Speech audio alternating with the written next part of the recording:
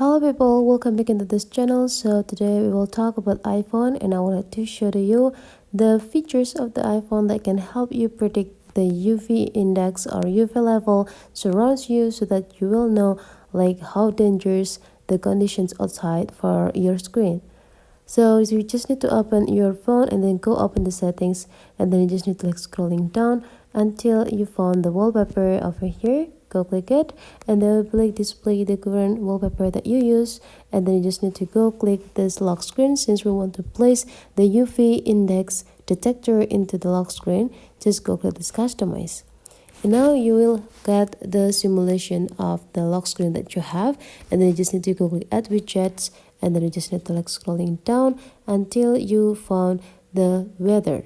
Just go click the weather section, and then you just need to slide into the left side until you found UV index, and then you just need to go click it, and you're done. You just need to go click X.